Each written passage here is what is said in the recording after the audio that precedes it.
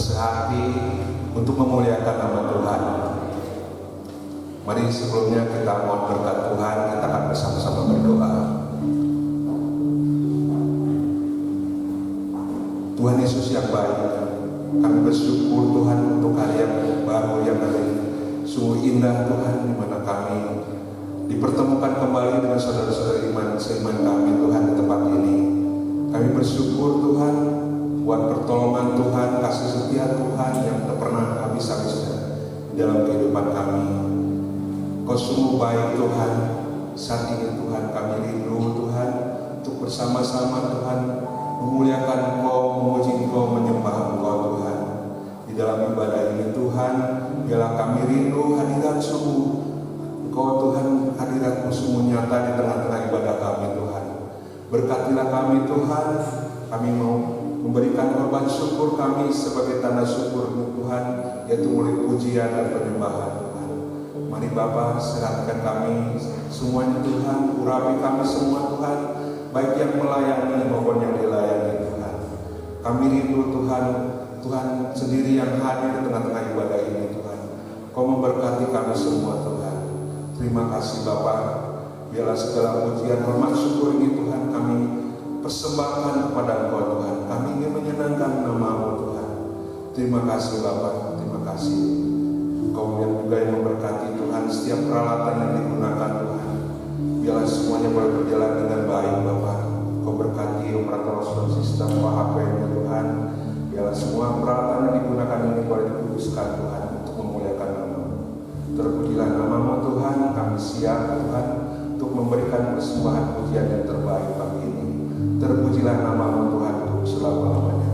Di dalam nama Tuhan Yesus Kristus kami sudah berdoa dan mengucapkan syukur. Haleluya. Amin. Sungguh tidak terasa saudara, kita memasuki bulan yang baru. 9 bulan telah kita lalui. Kita memasuki bulan ke-10 yaitu bulan Oktober. Sungguh luar biasa Tuhan mengasihi kita semua hingga saat ini. Kita bisa berdiri saat ini di tempat ini, bernapas, ini semua karena kasih anugerah Tuhan. Biarlah kita bersama-sama pagi ini untuk menyenangkan hati Tuhan, memuliakan nama-Nya. Haleluya.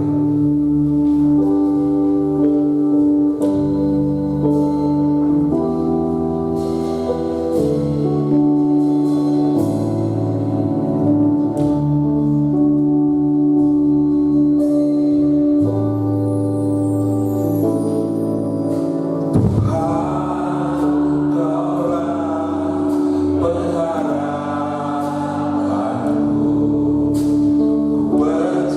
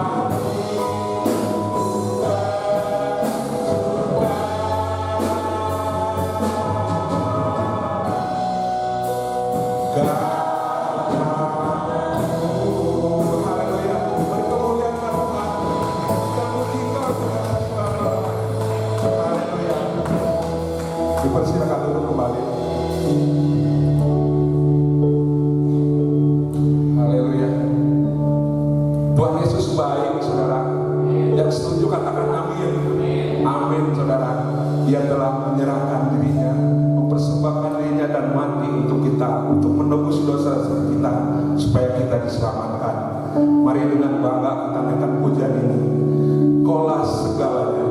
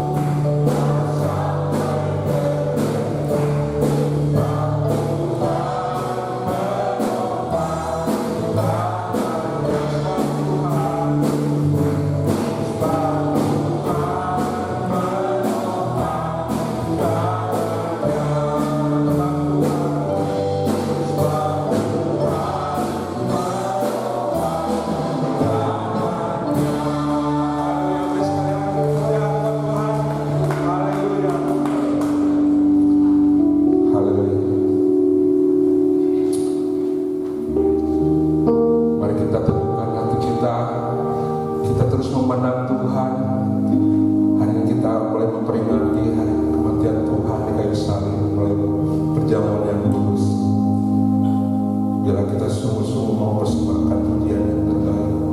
Anugerah yang telah diberikan kepada kita. Haleluya. Mari bersyukur pada Tuhan.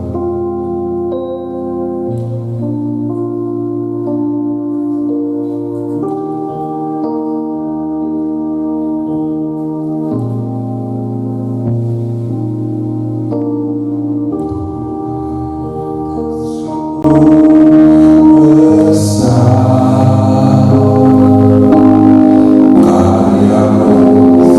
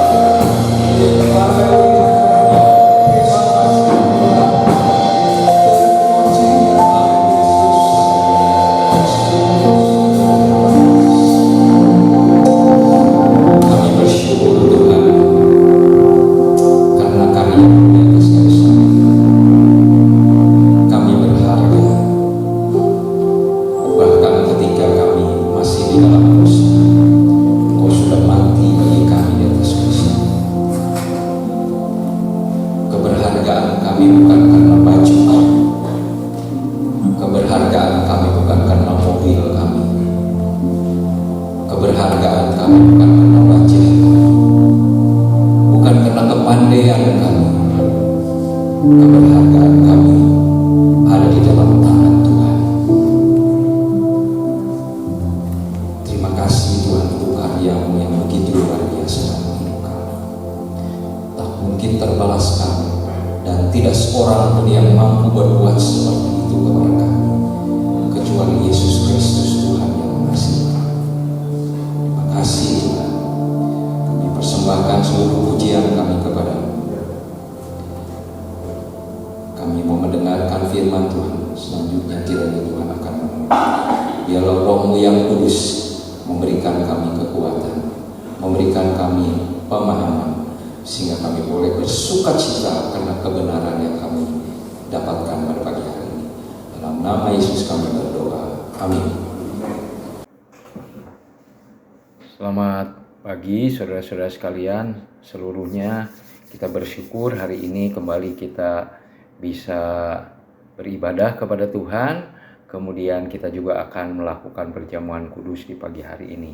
Nah saudara-saudara, hari ini kita akan merenungkan firman Tuhan dengan satu tema, yaitu memahami kembali praktek hidup beriman.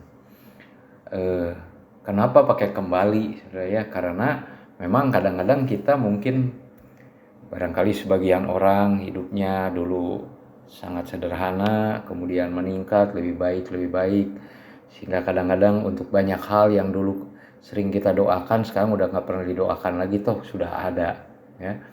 Dulu kita ada keperluan apa harus berdoa, sekarang nggak perlu karena udah cukup uang untuk membelinya, tak perlu lagi berdoa ya, tak perlu lagi menggunakan iman, gunakan uang saja ya. Nah itu karena itulah perlu diingatkan kembali bagaimana memahami kembali praktek hidup beriman di semua keadaan kita ya. Dari tantangan yang sulit sampai kepada tantangan yang sangat sulit. Ini renungan kita pada pagi hari ini. Nah, kita akan membaca 3 ayat pertama dari Ibrani pasal 11 ayat 1, ayat 3 dan ayat 6. Iman adalah dasar dari segala sesuatu yang kita harapkan dan bukti dari segala sesuatu yang tidak kita lihat. Karena iman kita mengerti bahwa alam semesta telah dijadikan oleh firman Allah, sehingga apa yang kita lihat telah terjadi dari apa yang tidak dapat kita lihat.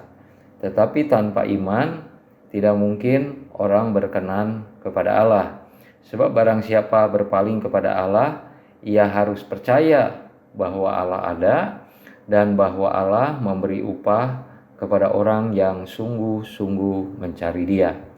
Jadi kembali lagi saudara, kita mengingat iman itu menurut kitab Ibrani 11 ayat 1, iman adalah dasar dari segala sesuatu yang kita harapkan, bukti dari segala sesuatu yang tidak kita lihat.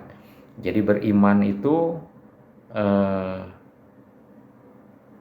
karena kita punya pengharapan, dan pengharapan di dalam Yesus itu tentu tidak kosong ya. Tetapi kita akan melihat nanti bagian-bagian ini bagaimana kita mempraktekkan iman ini secara benar ya, sesuai dengan firman Tuhan. Kemudian kita akan membaca Roma 12 ayat 3. Berdasarkan kasih karunia yang dianugerahkan kepadaku, aku berkata kepada setiap orang di antara kamu, artinya saudara dan saya, janganlah kamu memikirkan hal-hal yang lebih tinggi daripada yang patut kamu pikirkan, tetapi hendaklah kamu berpikir begitu rupa hingga kamu menguasai diri menurut ukuran iman yang dikaruniakan Allah kepada kamu masing-masing. Jadi saudara, iman itu firman Tuhan udah memberitahu ada ukurannya. Jadi kita nggak bisa menyamakan semua orang, karena kata firman Tuhan jangan memikirkan hal-hal yang lebih tinggi daripada apa yang bisa kita capai. Saudara, ada sebagian orang yang mungkin begitu berbesar hati, sekalipun dia bukan orang yang kaya raya, tetapi dia punya cita-cita yang sangat tinggi ya. Mungkin sebagian orang mentertawakan, tapi orang ini menjalani dengan penuh keyakinan. Itulah iman ya. Sekalipun kadang dalam perjalanan hidup kita, Tuhan akan mengoreksi hal-hal yang gak benar. Karena tidak semua yang kita harapkan itu pasti kita dapat. Karena ada satu patokan lain bahwa Tuhan akan melakukan kehendak-Nya. Jadi ketika kita ini berpengharapan berdasarkan Alkitab, maka harapan-harapan kita itu bukan harapan-harapan yang kosong, tetapi harapan-harapan yang Tuhan tempatkan di dalam hati kita itu bisa terjadi sekalipun yang sangat sulit, ya. Dan Alkitab ini menceritakan begitu banyak saksi-saksi iman yang memperlihatkan orang-orang yang begitu luar biasa, bukan dalam artian pencapaiannya, bukan berdasarkan kemampuannya, tapi berdasarkan imannya, dan kemudian dia bertindak sesuai dengan iman itu, dan Tuhan kemudian melakukan sesuatu sesuai dengan yang menjadi harapan orang itu, dan menjadi catatan garis bawah, digarisbawahi yang sesuai dengan kehendak Tuhan. Saudara-saudara, sekali lagi iman itu ada ukurannya dan tiap orang beda-beda. Dan ada satu hal bahwa iman juga terus bertumbuh. Iman itu tidak bukan seperti benda mati. Jadi kalau dia udah gitu terus, tetapi iman itu sejalan dengan kesungguhan hati kita untuk mempelajari firman Tuhan, untuk membaca Alkitab. Iman kita tambah hari tambah bertumbuh, dan semakin hari hidup kita semakin mantap di dalam iman. Itu yang seharusnya terjadi dalam kehidupan kita. Nah, saudara, di hari-hari terakhir ini akan ada masa yang sukar. Itu kata firman Tuhan, ya. Ditulis di dalam Matius 24 ayat 21, sebab pada masa itu akan terjadi siksaan yang dahsyat seperti yang belum pernah terjadi sejak awal dunia sampai sekarang, dan yang tidak akan terjadi lagi. Jadi di sini menggunakan kata terjadi siksaan yang dahsyat seperti yang belum pernah terjadi. Jadi kalau kita cerita akhir zaman itu, kita baru-baru saja lewat pandemi yang mungkin untuk sebagian orang, bahkan sebagian besar orang, sebagai orang-orang percaya nggak nyangka, ya, kita itu bisa seperti itu seluruh dunia, ya. Orang diharuskan diam di rumah, aktivitas manusia sangat-sangat dikurangi, saudara. Dan apa yang terjadi itu hanya oleh apa, saudara? Virus yang namanya COVID itu baru satu macam virus, ya. Sedangkan di dunia itu begitu banyak. Ya. Jadi apalagi yang lain-lainnya kita belum bisa membayangkan, saudara. Ada beberapa negara yang krisis kebangkrutan, ya, secara ekonomi. Untuk negara kita sekarang yang sedang mengalami cuaca panas yang sangat luar biasa, ya. Banyak daerah sudah mengalami kekeringan, susah air, panen gagal, ya, dan banyak lagi. Dan mungkin itu biasa disambung, kalau kesulitan ekonomi seperti itu disambung juga dengan tindakan-tindakan kriminal yang semakin brutal, ya. Sebab itu kita sebagai orang-orang beriman harus memperhatikan keadaan ini. Kita jangan berpikir bahwa zaman ini akan sama saja, besok sama, lusa sama. Firman Tuhan mengatakan terjadi siksaan yang dahsyat seperti yang belum pernah terjadi. Nah, bentuknya seperti apa kita nggak tahu, ya. Tetapi saudara, persiapkan hati kita menghadapi masa yang sulit itu, yaitu dengan hidup beriman. Bukan mengumpulkan banyak harta, bukan mengumpulkan atau memperbesar gudang makanan.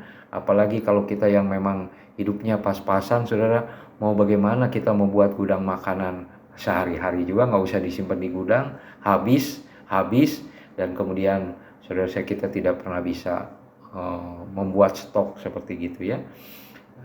Kalau kita menyediakan makanan untuk hari esok nggak jadi masalah juga, tetapi saudara, itu adalah tindakan umum. Tapi apa yang ada yang jauh lebih penting, saudara dan saya mempersiapkan iman kita, membangun iman kita, supaya ketika masa sulit ini datang, kita tetap ada di dalam iman, teguh di dalam iman, dan mempraktekkan tetap apa yang menjadi perintah Tuhan atas hidup kita. Selanjutnya saudara, ini dikatakan juga di dalam 2 Timotius 3 ayat 1 sampai 5. Saya tidak akan baca semua, saya akan baca ayat 1. Ketahuilah bahwa pada hari-hari terakhir akan datang masa yang sukar. Salah satu saudara yang dikatakan di sini, manusia akan mencintai dirinya sendiri dan menjadi hamba uang. Mencintai dirinya sendiri, dia nggak peduli kepada orang lain. Ya. Kemudian fitnah, memfitnah, berontak terhadap orang tua. Wah, banyak keluarga kacau saudara. Ya. Karena anak-anaknya tidak dalam pengendalian. Apalagi kalau misalkan mereka hidup tanpa Tuhan. Waduh, sangat gawat sekali saudara ya. Kemudian dikatakan tidak tahu berterima kasih, tidak mempedulikan agama, tidak tahu mengasihi, tidak tahu berdamai. Ya. Sukanya ya keributan gitu ya. Kebayang itu masa yang sangat sukar sekali. Suka menjelekkan orang. Kesukaannya bukan suka makan, suka menjelekkan orang. Tidak suka yang baik. Bayangkan saudara, ada orang tidak suka yang baik dia nggak suka, yang nggak baik dia lebih suka ya. Suka berkhianat, tidak pikir panjang ya, kalau ada apa-apa langsung aja pukul, langsung marah gitu, seperti gitu ya. Dan lebih, katakan oleh firman Tuhan, lebih menuruti hawa nafsu daripada menuruti Allah. Nah, ini saudara yang susahnya itu, yang sangat susahnya itu. Dikatakan begini, itu tindakan itu bukan tindakan orang yang belum percaya kepada Yesus. Nah, saudara lihat di sini ayat 5, secara lahiriah mereka menjalankan ibadah mereka, tetapi pada hakikatnya mereka memungkiri kekuatannya. Artinya mereka tuh hanya punya kebiasaan pergi ke gereja, mendengarkan firman Tuhan, memuji Tuhan, tapi hanya itu saja. Nggak ada rasa gitu, nggak ada hati di dalamnya ya. Mereka hanya menjalankan aja seperti mesin ya, minggu ke gereja ya, kemudian nanti hari Senin, hari dan seterusnya itu gimana saya dikatakan lebih menuruti hawa nafsu di hari-hari yang berikutnya.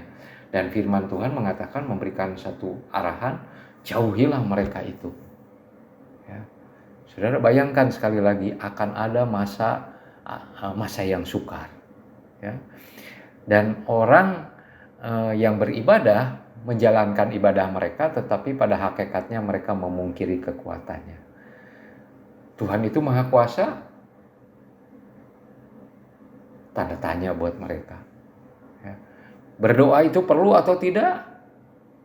Nggak perlu ya, kata mereka saudara, karena mereka memungkiri kekuatannya. Berdoa, mereka di gereja berdoa, tetapi dia nggak yakin bahwa doa itu ada Tuhan yang mendengar. Itu maksudnya saudara, memungkiri. Dia baca Alkitab, dia baca saja, tapi nggak ada pengaruh di dalam hidupnya itu ya. Karena dia menganggap mungkin ya udah, ini hanya cerita di dalam Alkitab, tetapi tidak ada hubungannya sama hidup dia. Karena itu saudara, banyak hidup anak-anak Tuhan di zaman akhir itu ya tadi, yang tadi suka menjelekkan, tidak suka yang baik, suka berkhianat, tidak berpikir panjang, berlagak tahu, dan lain-lain saudara ya. Dan kata firman Tuhan, secara lahiriah menjalankan ibadah mereka. Jadi saudara, kita tuh harus berdoa bukan hanya buat kita, buat gereja tempat kita ibadah di Bethesda ini, tapi buat semua gereja Tuhan, supaya Tuhan menolong kita semua yang beribadah, bukan hanya beribadah, tetapi meyakini kekuatan ibadah kita di dalam Yesus Kristus, dan itu tercermin dalam kehidupan kita sehari-hari. Saudara-saudara, iblis tidak serta-merta mengarahkan kita untuk bergeser dari iman yang sejati, tetapi dengan tipu muslihat. Jadi maksudnya itu, iblis tidak akan langsung mengajak kita, nggak usah ke gereja lagi. Nah, dia nggak akan melakukan itu kepada kita. Ya. Atau tiba-tiba dia, ayo kita main judi, didorong-dorong main judi, ada melalui orang tentu ya. Atau misalkan ada orang yang mempengaruhi kita untuk mengkonsumsi narkoba. Ya. Tentu untuk sebagian besar kita berkata, saya nggak mau. Ya, saya nggak mau ya.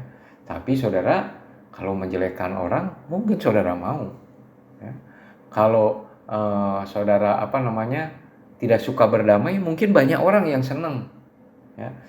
Sukanya tuh justru keributan, bukan yang sesuatu yang mendamaikan. Wah, ini berat bukan saudara ya?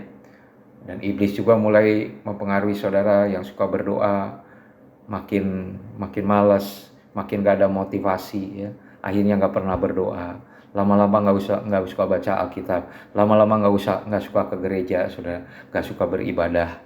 Dan semua ciri-ciri atau tanda kekristenan kita sudah hampir tidak ada, saudara. Itulah iblis.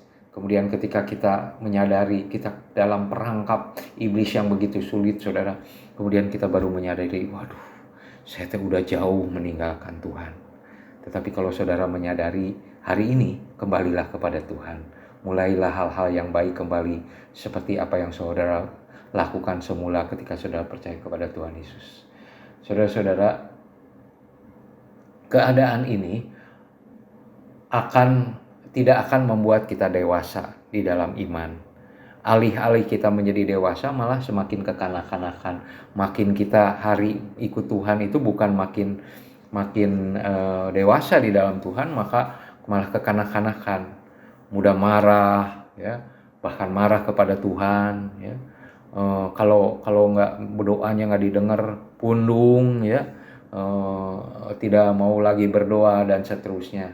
Itu kan sifat kekanak-kanakan, ngamuk kalau nggak dikasih apa-apa itu, saudara. Tetapi orang dewasa tidak melakukan itu. Dia tahu Tuhan itu punya rencana yang terbaik bagi hidup dia dalam hal apapun juga. Nah, karena itu saudara, bagaimana kita mempraktekkan iman? Kita akan melihat beberapa tokoh iman yang ditulis di dalam Ibrani pasal 11. Ibrani pasal 11 itu tertulis dari ayat 1 sampai dengan ayat 40. Tapi kita tidak akan belajar semua ayat ini. Kita akan mempelajari beberapa tokoh. Paling tidak 3 tokoh, saudara. Yang pertama adalah Habel. Ya. Ditulis di sana di dalam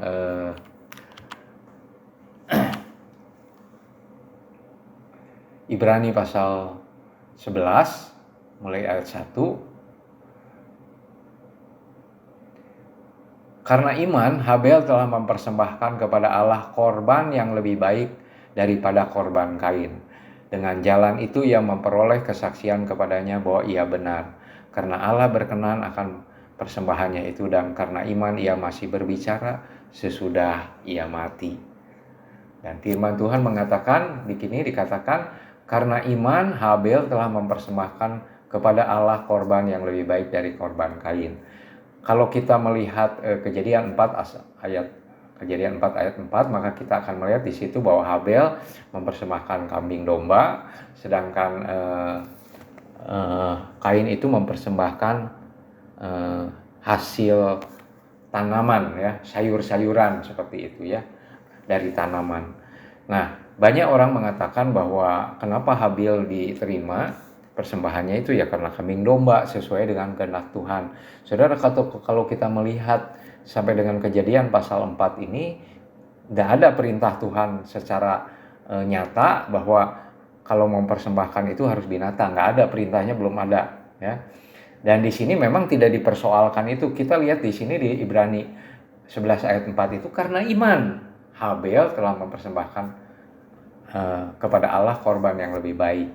Jadi karena iman, saudara. Ya. Kemudian ayat 6 ini mempertegas, tetapi tanpa iman tidak mungkin orang berkenan kepada Allah. Jadi saudara nih ya, kita di gereja kita kasih persembahan kepada Tuhan. Yang dilihat itu saudara, bukan saudara, oh ini persembahannya 100.000, ini persembahannya 5.000, ini persembahannya 2.000. Bukan itu saudara. Yang dilihat itu bukan nominalnya, tetapi yang dilihat oleh Allah itu apakah orang itu memberikan persembahan dengan iman. Apakah dia memberikan persembahan itu karena iman kepada Tuhan. Saya akan mempertegas bahwa memang sesungguhnya bukan karena jenis persembahannya yang menyebabkan persembahan itu diterima atau tidak diterima oleh Tuhan, tetapi yang menyebabkan itu adalah orang yang mempersembahkannya. Nah, saudara, saya akan membaca di dalam Yesaya, ya. Di Yesaya ini dikatakan di Yesaya 1 ayat 11. Nah, ini orang Israel pada waktu itu mempersembahkan korban itu kambing domba. Tapi kita lihat nih, untuk apa korbanmu yang banyak-banyak, firman Tuhan. Aku sudah jemu akan korban-korban bakaran berupa domba jantan dan akan lemak dari anak lembu gemukan, darah lembu jantan dan domba dan kambing jantan tidak kusukai. Artinya persembahan orang Israel pada waktu itu, walaupun binatang, walaupun domba, kambing jantan, lembu, ternyata Tuhan gak suka. Kenapa? Jadi kita nggak mungkin menafsirkan bahwa Habel itu karena mempersembahkan binatang jadi diterima oleh Tuhan. Bukan itu. Kita lihat di sini orang Israel bahkan bukan hanya satu mempersembahkannya, banyak. Tapi kata Tuhan tidak kusukai, artinya Tuhan tidak berkenan. Kenapa tidak berkenan? Di ayat 15 dibilang begini, saudara. Apabila kamu menadahkan tanganmu untuk berdoa, aku akan memalingkan mukaku. Jadi boro-boro didengar, saudara. Nggak dilihat, ya. Bahkan sekalipun kamu berkali-kali berdoa, aku tidak akan mendengarnya sebab tanganmu penuh dengan darah. Artinya kejahatan, saudara. Nah, ayat 16 ini perintahnya. Basuhlah, bersihkanlah dirimu, jauhkanlah perbuatan-perbuatanmu yang jahat dari depanmu, dari depan matamu, berhentilah berbuat jahat. Dan Tuhan mengatakan di ayat berikutnya, Tuhan mengatakan, mari berperkara dengan aku. Sekalipun dosamu merah seperti kirmisi, akan disucikan, akan dikuduskan, akan dibersihkan. Kita tahu di zaman sekarang apa yang menyebabkan kita bisa dibersihkan dosa kita itu bukan perbuatan kita, bukan persembahan kita, tapi karena Yesus Kristus sudah mati di atas kayu salib bagi dosa-dosa kita. Kalau kita percaya kepada Yesus Kristus yang sudah mati bagi dosa-dosa kita, maka kita diampuni dosanya. Artinya hidup kita dibasuh, hidup kita dibersihkan, sehingga kita berkenan kepada Tuhan. Jadi saudara, kita lihat di sini, mereka mempersembahkan kambing domba, tetapi karena mereka berdosa, mereka bukan sebagai orang yang beriman, tidak berkenan kepada Tuhan, mereka pembuat kejahatan, sekalipun banyak persembahan, tidak disukai oleh Tuhan.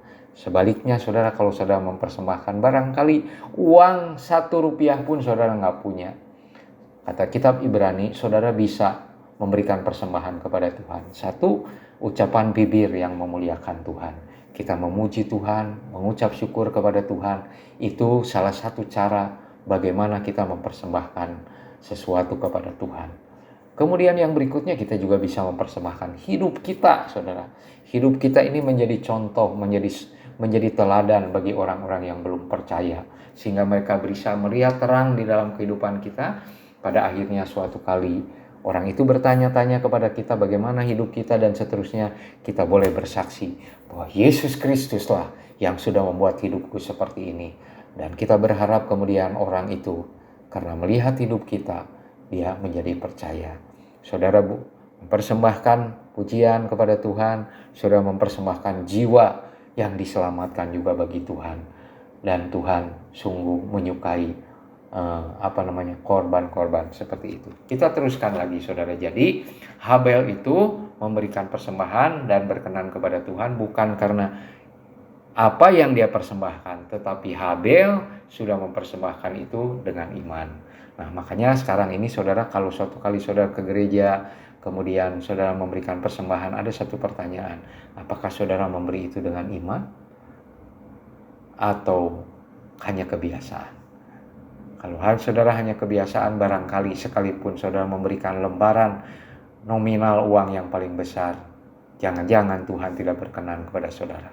Tetapi seandainya kata pun yang seperti saya katakan, saudara mungkin hanya punya nominal pecahan uang kecil, karena itulah milik saudara satu-satunya, sudah mempersembahkan kepada Tuhan, tapi memberikan dengan iman, Tuhan berkenan kepada persembahan saudara. Habel berkenan kepada Tuhan ketika memberikan persembahan karena dia mempersembahkan dengan iman. Berikutnya Abraham. Yang kedua, Abraham taat karena iman. Dikatakan oleh firman Tuhan, saudara-saudara, di dalam kitab Ibrani 11 ayat 8-10 dikatakan berangkat dengan tidak mengetahui tempat yang ia tujui. Jadi Abraham itu pada waktu itu disuruh Tuhan keluar dari Ur Kasdim, dari sanak saudaranya itu disuruh keluar, saudara. Ya. Disuruh keluar itu ke satu tempat yang Tuhan akan tunjukkan. Tetapi tidak disebutkan di mananya, apa nama tempatnya, dan kata firman Tuhan, Abraham ini taat. Nah, jadi orang yang beriman itu taat, saudara. Ya, jadi kelihatan dia beriman itu taat kepada siapa? Kepada Tuhan. Sekalipun kita harus akui ya di Alkitab ini tidak semua ayat yang kita baca itu kemudian kita mengerti dengan jelas. Kadang kita agak bingung gitu. Bahkan bingung sekali misalnya seperti itu. Bahkan mungkin kita pernah dengar pendapat yang berbeda, ini terjadi yang ini atau yang ini. Bisa seperti itu, saudara. Tetapi saudara, kan kita tuh punya ukuran iman tadi yang dikatakan. Tetapi ukuran iman itu harus dibangun bukan berdasarkan pikiran kita sendiri, harus dibangun kata firman Tuhan dari mana? Iman itu datang dari pendengaran, pendengaran akan firman Tuhan. Jadi iman itu dibangun dari pendengaran akan firman Tuhan, bukan pendengaran hal-hal yang lain, ya. Tetapi pendengaran akan firman Tuhan itu yang membuat iman kita itu terbangun dengan benar, ya. Nah, di sini dikatakan karena iman Abraham taat, karena iman Abraham taat. Nah, saudara-saudara, bagaimana nih saudara dan saya? Saudara katakan sebagai orang beriman, taat nggak sama Tuhan? Ya. Kalau saudara dan saya banyak alasan, ya, saudara udah nampak bahwa kita itu memang paling tidak kurang beriman. Ya. Kurang beriman dengan tidak beriman itu hasilnya biasanya sama, saudara, yaitu tidak taat. Ya. Tapi kalau orang yang beriman itu taat. Sekali lagi, kita itu seperti judul, kita itu mempraktekkan iman itu dari keadaan yang sulit atau perintah-perintah yang sulit kepada perintah-perintah yang sangat sulit. Tetapi itu kan ada ukuran imannya. Tuhan akan menolong kita tahap demi tahap sehingga berhasil. Kalau suatu kali gagal, jangan kecil hati, saudara. Tuhan tidak putus asa untuk terus menuntun saudara seperti apa yang Dia mau membentuk saudara dalam kedewasaan iman. Kemudian yang berikutnya, Abraham beroleh kekuatan karena iman. Ibrani 11 ayat 11 dan 12. Dan kemudian bisa melihat referensinya Roma 4 ayat 18 sampai 21. Allah yang berjanji itu setia. Itu kata Abraham. Jadi pada waktu itu saudara, Abraham itu beroleh kekuatan karena iman tuh maksudnya gini. Waktu Tuhan berjanji kepada Abraham bahwa dia akan punya keturunan yang banyak, kemudian keturunannya itu akan menjadi suatu bangsa yang besar, itu dia belum punya anak. Dan pada waktu itu sudah 75 tahun, dan istrinya berarti kurang lebih usianya 65 tahun. Dikatakan oleh firman Tuhan mereka itu sudah tidak bahasanya mati pucuk, ya, atau bahasa yang lebih umumnya itu istrinya itu Sarah itu sudah tidak lagi datang bulan atau tidak haid lagi, ya. Jadi orang yang sudah tidak haid itu sudah tidak mungkin lagi dia punya anak, ya. Suaminya asal istrinya ini masih bisa ada masa suburnya, walaupun suaminya sudah cukup lanjut umur masih bisa memungkinkan punya anak, saudara. Tetapi ini dua-dua udah tua dan mereka Sarah ini sudah mati haid, ya. Jadi kalau kita ngelihat gini, ternyata janji itu sudah ditepatinya atau dipenuhi oleh Tuhan itu setelah 25 tahun. Jadi kurang lebih waktu umur Abraham itu 100 tahun, menanti kurang lebih 25 tahun. Saudara, kalau kita melihat Abraham itu bukan manusia super. Saya bersyukur bahwa kita bisa melihat dan Alkitab mencatat bagaimana keraguan Abraham. Satu kali Abraham juga pernah tertawa atas janji Tuhan ini, ya. Satu kali dia juga pernah mengambil tindakan yang tidak sesuai dengan apa yang menjadi rencana Tuhan sesungguhnya, yaitu dia mengawini Hagar, ya. Dan kemudian saudara-saudara, ternyata bukan itu yang dimaksudkan oleh Tuhan. Tetap anak yang lahir dari Sarah. yaitu Ishak. Nah, jadi saudara-saudara, waktu itu di dalam keraguannya, di dalam kelemahan itu, Tuhan tetap memberikan kekuatan. Suatu kali Abraham ini ngomong, waktu dia lihat mungkin ya, kok belum punya anak, dia ngomong sendiri ya, bahasanya kita mungkin bergumam gitu ya. Ya, ini semua harta itu akan diwariskan kepada hamba saya, ya. Karena saya nggak punya keturunan. Tetapi Tuhan menjawab, bukan, tetapi kepada anakmu sendiri, ya, kepada anakmu sendiri. Dan memang Tuhan menepati janjinya. Nah, kenapa Abraham beroleh kekuatan?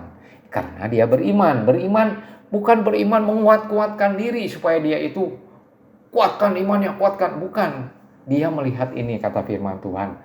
Dia melihat Allah, bahwa Allah yang berjanji itu setia. Nah, ini penting buat saudara dan saya, ya.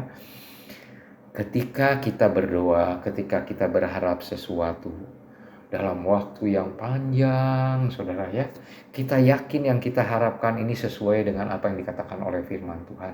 Tapi kita bertanya-tanya, tapi kok gitu, seperti gitu, ya. Saya ingin mengatakan, saudara, Allah yang berjanji itu setia. Dan kemudian dikatakan oleh Abraham, Allah yang berjanji itu sanggup melaksanakan apa yang dijanjikannya itu. Sanggup melakukan apa yang dijanjikannya ini. Saudara, banyak janji di Alkitab untuk hidup kita di dunia ini, bahkan sampai nanti kita masuk ke dalam kekekalan di dalam surga. Apakah saudara mengingat janji-janji itu? Atau saudara mulai mengabaikan karena saudara pikir, mungkin Tuhan sudah tidak peduli lagi dengan janjinya. Saudara, kita pernah mengecewakan berjanji kepada orang lain dan kemudian kita tidak menepati.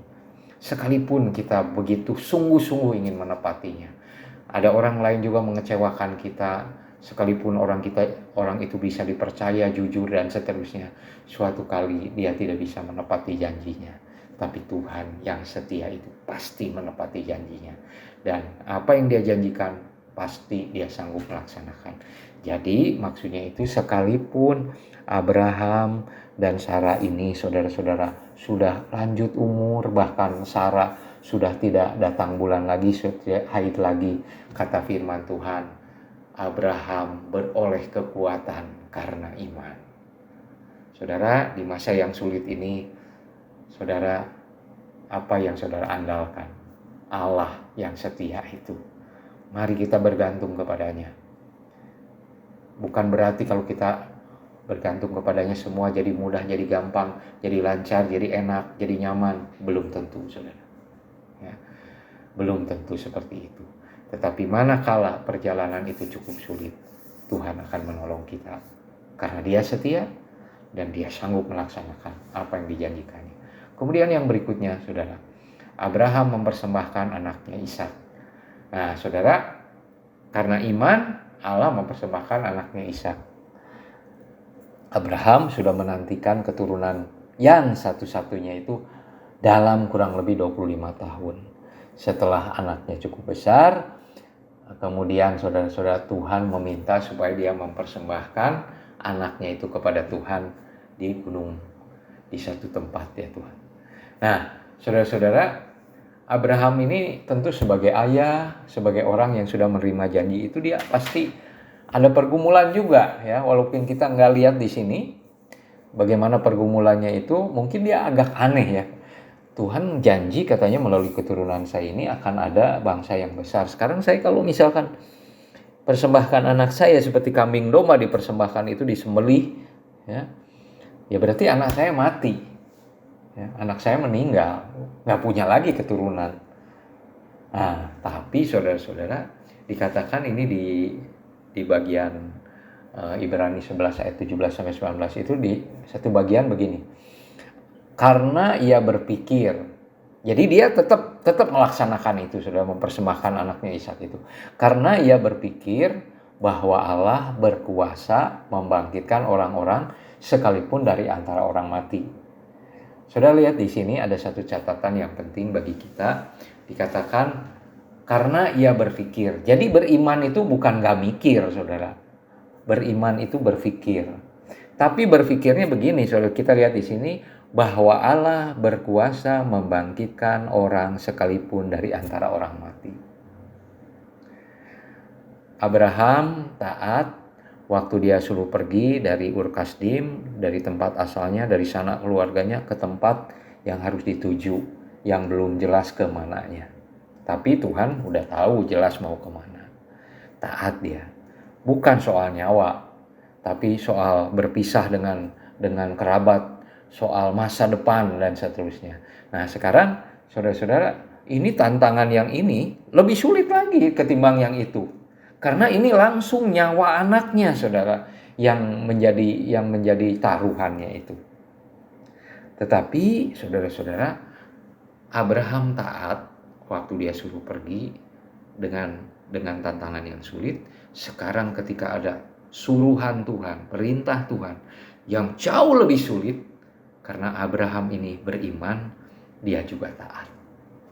Kita tahu waktu Abraham akan menyembelih anaknya, saudara, kemudian Tuhan menghentikan. Ketika dia akan membunuh anaknya ini, mempersembahkan kepada Tuhan, Tuhan menghentikan itu, mencegah. Dan Tuhan berkata, aku tahu kamu tidak segan-segan memberikan ini kepadaku.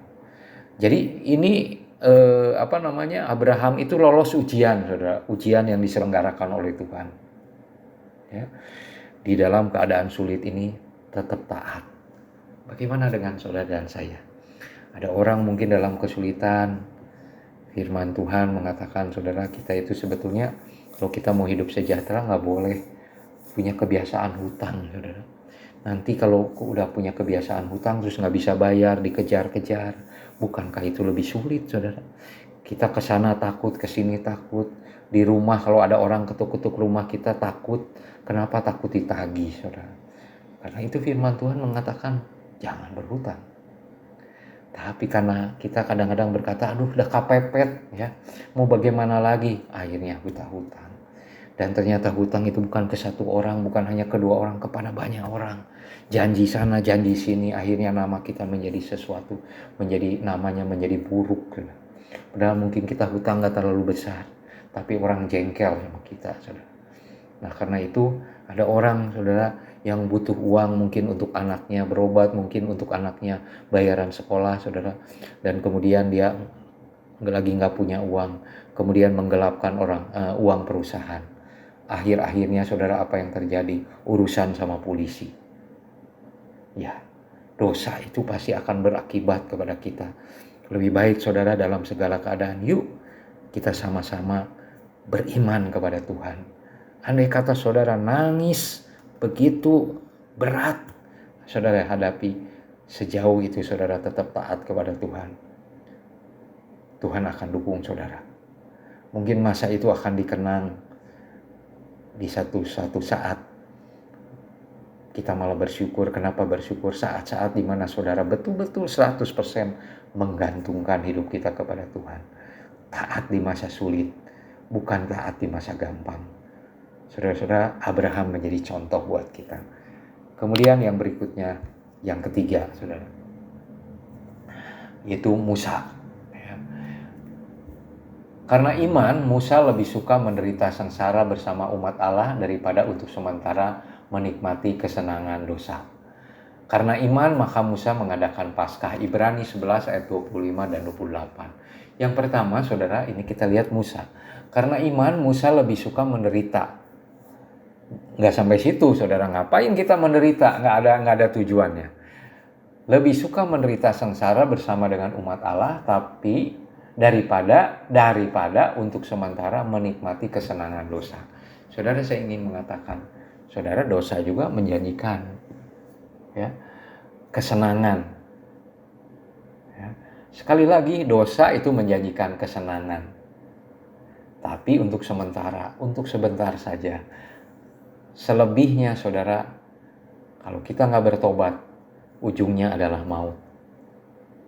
Senang sebentar, susah sepanjang masa. Kalau kita justru mengikuti apa yang menjadi kesenangan di dalam dosa. Tapi Musa itu karena iman. Nah, balik lagi, saudara, karena iman. Sekalipun kita sudah percaya kepada Tuhan Yesus, kita sudah diselamatkan, kita bahkan pasti diselamatkan, ide kita itu adalah menjaga hidup kita supaya tetap kudus. Mata kita, telinga kita, mulut kita jangan asal ngomong, telinga kita jangan dengar yang gak benar, mulut kita jangan mengucapkan hal-hal yang jahat, saudara. Mata kita jangan melihat hal-hal yang menjadikan kita berdosa. Ya. Jadi saudara-saudara, andai kata ada orang saudara seperti ini, di kelas ini seorang anak ini diajakin seluruh kelas untuk menyontek pada waktu ulangan. Jadi seluruh kelas sudah setuju. Ada satu anak tidak setuju, dia tidak akan nyontek. Dan seluruh teman-teman kelasnya ini menyindir dia, tidak menemani dia. Bukankah itu menderita? Tapi kalau anak ini di dalam hatinya, saya tetap mau taat kepada Tuhan. Saya lebih suka menderita tidak punya teman. Saya lebih suka menderita disindir-sindir daripada saya ikut-ikutan melakukan dosa. Bagaimana dengan saudara? Kalau ada orang mengajakkan, bahkan sebagian besar misal mengajak pada saudara melakukan sesuatu yang melanggar firman Tuhan, bagaimana saudara ikut serta karena gak enak, karena terpaksa dan sebagainya? Saudara, perhatikan, karena iman Musa lebih suka menderita, sengsara bersama dengan umat Allah daripada untuk sementara menikmati kesenangan dari dosa. Saudara, sekali lagi, dosa juga menjanjikan kesenangan, tapi sangat singkat sekali. Tapi penderitaannya panjang sekali. Bahkan kalau kita tidak bertobat, ujungnya adalah maut. Hidup terpisah dengan Allah selama-lamanya. Kemudian yang kedua, apa yang dikatakan di sini? Karena iman, maka Musa mengadakan Paskah dan pemercikan darah. Pada waktu orang Israel akan keluar dari Mesir, saudara, Tuhan mengatakan, sebentar lagi malam ini akan lewat malaikat maut. Dan kemudian orang Israel itu diperintahkan oleh Tuhan untuk menyembelih domba. Ya, dan kemudian memercikan darahnya di ambang pintu. Ketika malaikat maut ini lewat, kalau di ambang pintu itu ada tanda darah ini, maka pembinasa itu tidak akan menyentuh mereka, kata firman Tuhan seperti itu. Dan mereka lewat. Dan untuk orang Mesir semua, baik binatang, baik dari mulai orang yang sangat sederhana, rakyat biasa sampai raja, saudara, anak sulungnya dibinasakan. Nah, sekarang ini, hari ini kita memperingati kematian Tuhan Yesus. Bukan domba Paskah yang ada di perjanjian lama ini, saudara. Tetapi domba Paskah yang agung, domba Paskah yang adalah anak Allah sendiri.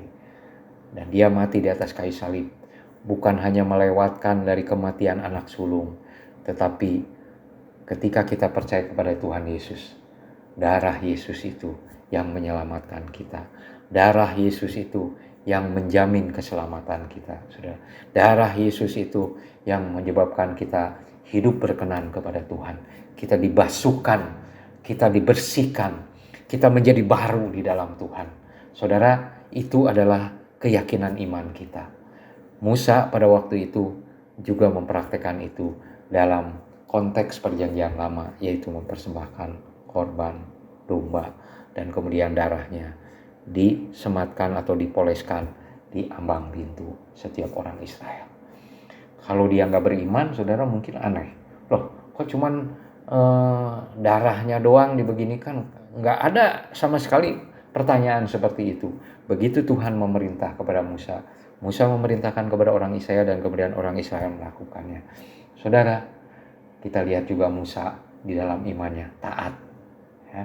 Dan tadi dikatakan di sini sebelumnya Musa tidak mau berbuat dosa. Dia lebih baik menderita daripada harus berbuat dosa.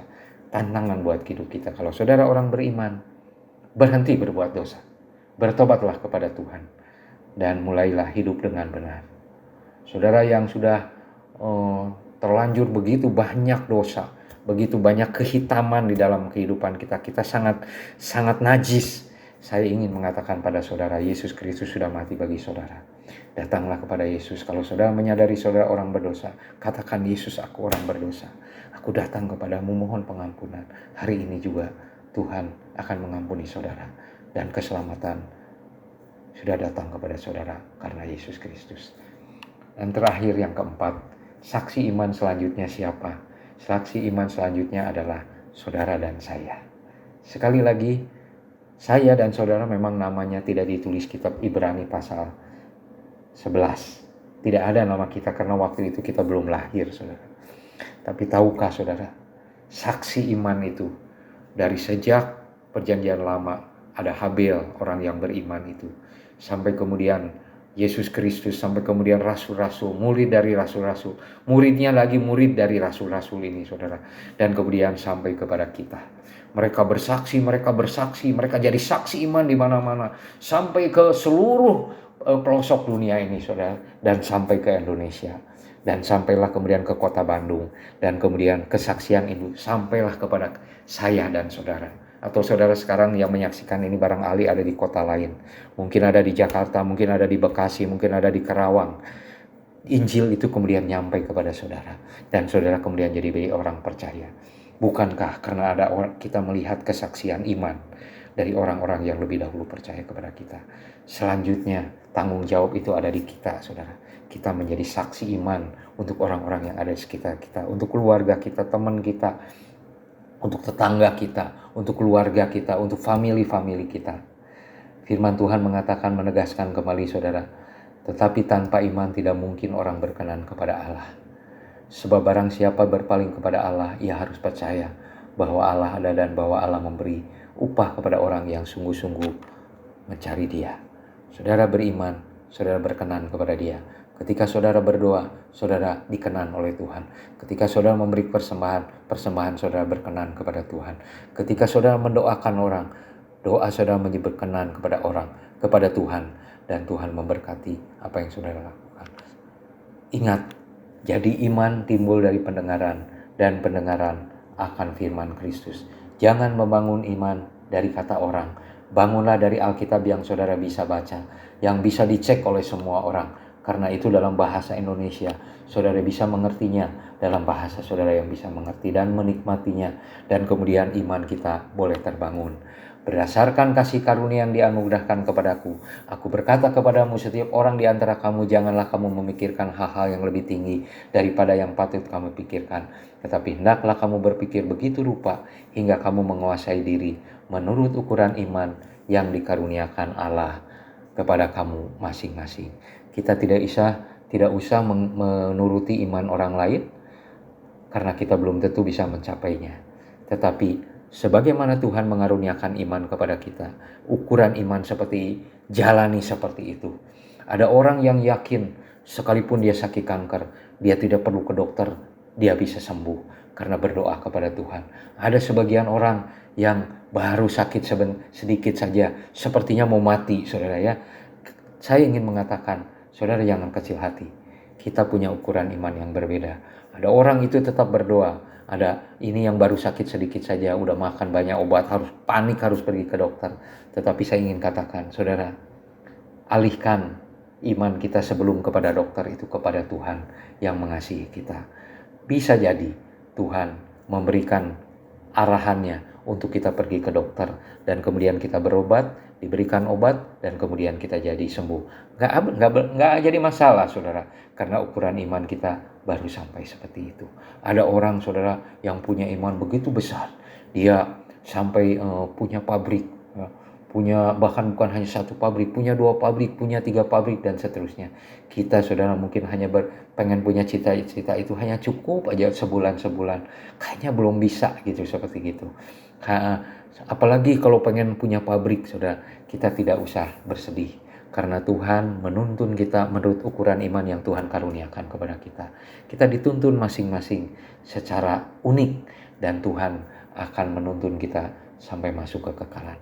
Mari saudara, sekalipun saat ini mungkin saudara dalam keadaan sulit, bahkan di mana juga sebagian saudara dalam keadaan yang sangat sulit, jangan kecil hati. Saudara beriman kepada Tuhan, semua itu akan saudara dan saya lewati. Ingat, tetap taat. Orang yang beriman itu taat.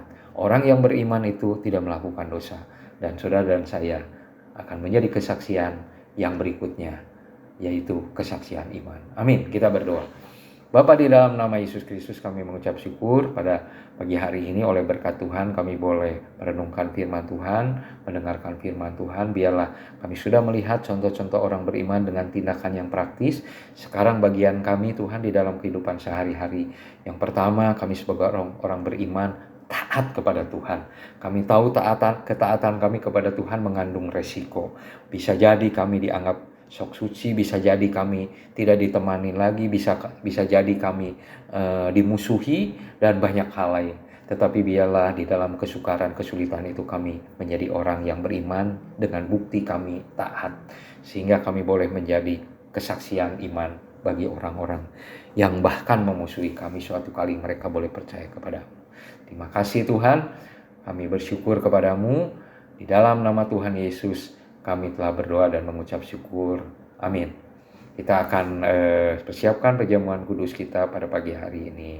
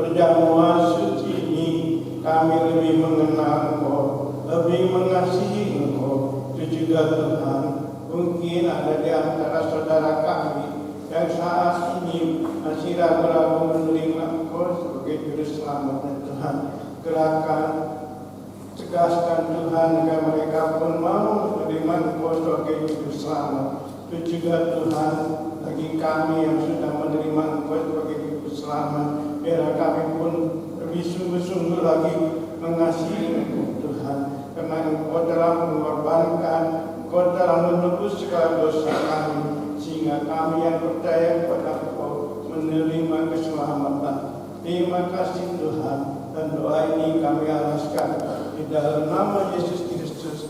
Haleluya. Amin.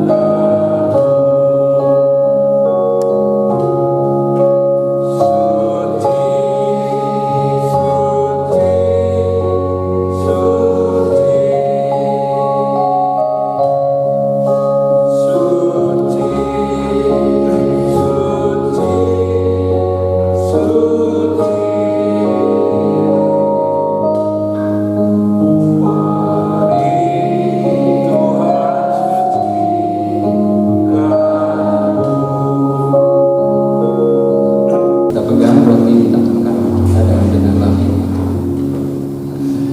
Dan ketika mereka sedang makan, Yesus mengambil roti, mengucap berkat, memecah-mecahkannya, lalu memberikannya kepada murid-muridnya dan berkata, ambillah, makanlah, inilah tubuhku. Kita memakan dengan iman.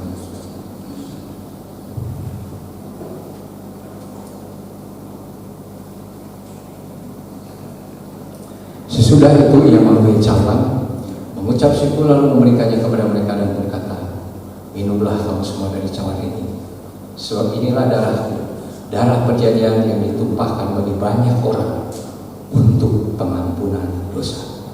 Amin. Kita mendoakan.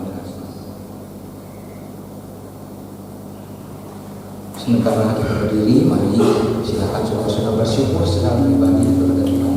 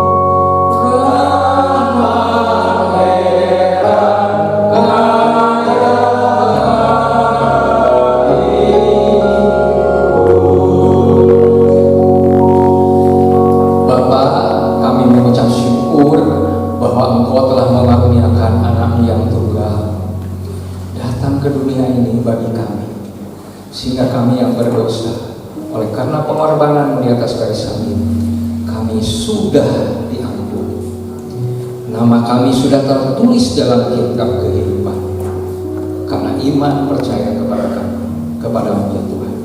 Kami tahu iman pun karunia daripada Engkau. Sebab itu biarlah kami mau melanjutkan hidup keberimanan kami dengan sungguh-sungguh. Biarlah iman kami didasari oleh firman Tuhan, bukan oleh perasaan kami, bukan oleh kata kebanyakan orang, tetapi apa kata firman Tuhan, sehingga kami boleh teguh ketika ada kesulitan. Bahkan kesulitan itu berlama-lama kami harus mengalaminya Tuhan. Kami tetap menjadi orang yang beriman dan setia kepadamu sampai Engkau mengambil kami kembali untuk datang ke rumah-Mu ya Tuhan. Tolonglah kami ya Tuhan.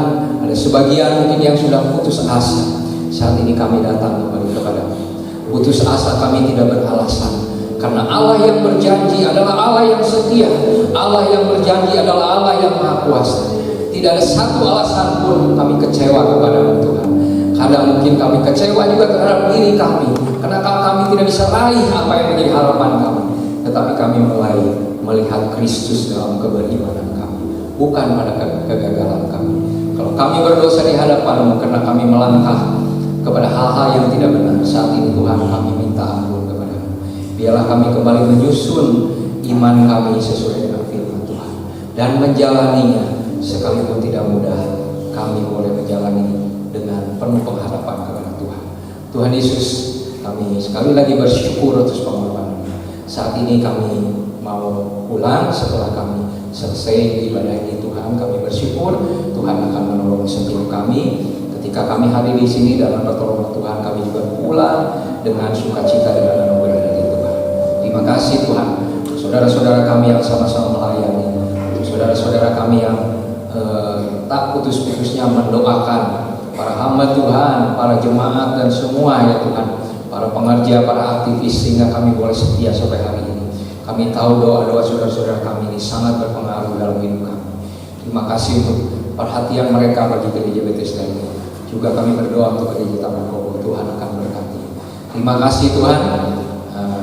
Dalam nama Yesus kami berdoa. Mari saudara-saudara kita angkat tangan kita kepada Tuhan. Terimalah berkat kasih karunia dari Bapa kita, perlindungannya, kuasanya yang sempurna, di dalam nama Yesus Kristus Putranya yang tunggal, dan di dalam persekutuan Roh Kudus yang mempersekutukan kita semua. Biarlah itu menjadi milik pusaka kita sekarang ini dan sampai selama-lamanya. Amin. Terima kasih Tuhan. Bapak terima kasih.